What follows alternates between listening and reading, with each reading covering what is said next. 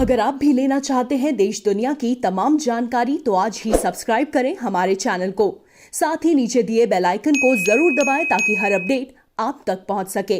इस साल बनारस में बाढ़ आने की वजह से कईयों के घर डूबे तो कईयों के कारोबार। ऐसे में ही बनारस में ऐसे बहुत सारी परियोजनाएं चल रही हैं जो कि बनारस को स्मार्ट सिटी बनाने के लिए कार्यरत है।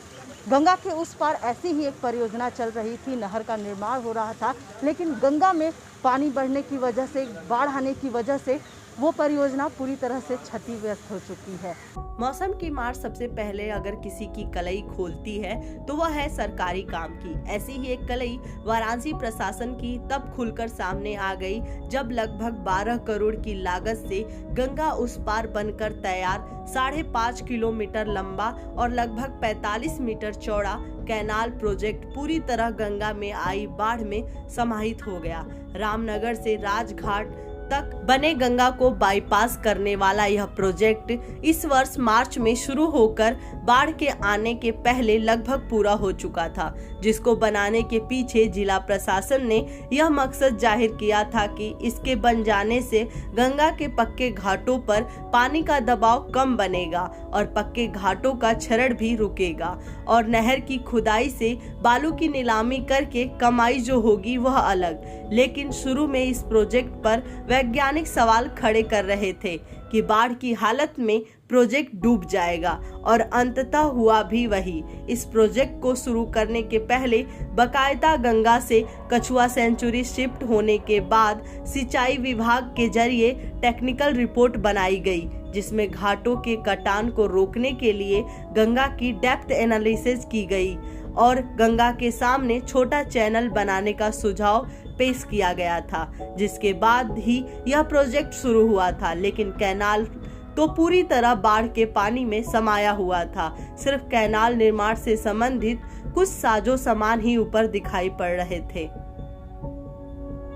वहीं प्रोजेक्ट के नष्ट हो जाने के सवाल के जवाब में वाराणसी के जिला अधिकारी कौशल राज शर्मा ने बताया कि करीबन 12 करोड़ का प्रोजेक्ट था जो यूपीपीसीएल द्वारा कराया गया था। प्रोजेक्ट का पूरा पेमेंट नहीं हुआ था क्योंकि प्रोजेक्ट विभाग को स्थानांतरित नहीं हुआ था।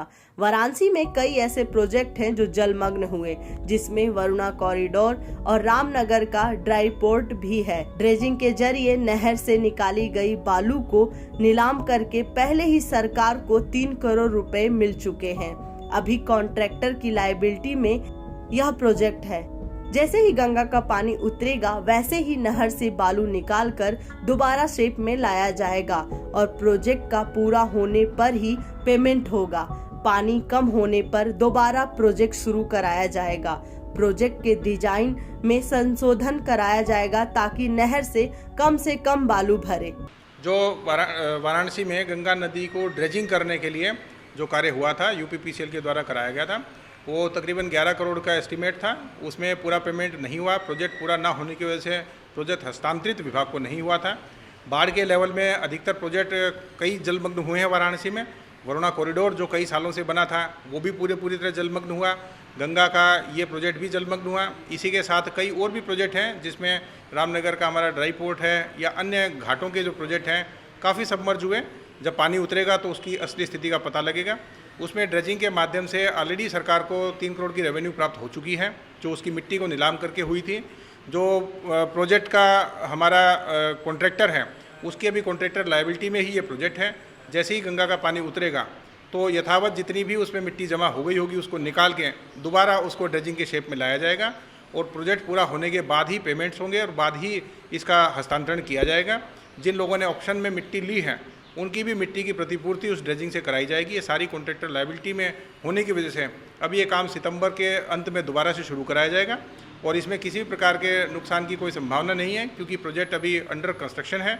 जैसे ही पूरा प्रोजेक्ट हैंडओवर होगा उसके बाद से विभाग उसकी मेंटेनेंस करेगा।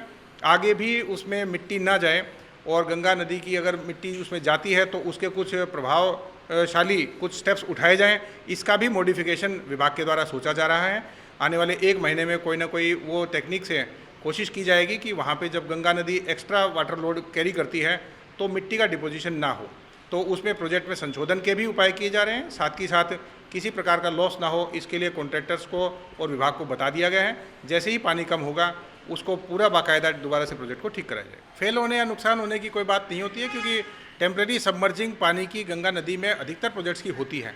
इवन घाटों पे जो घर बने हैं, इवन पब्लिक के जो घर बने हैं, वो भी आधे आधे डूबे रहते हैं।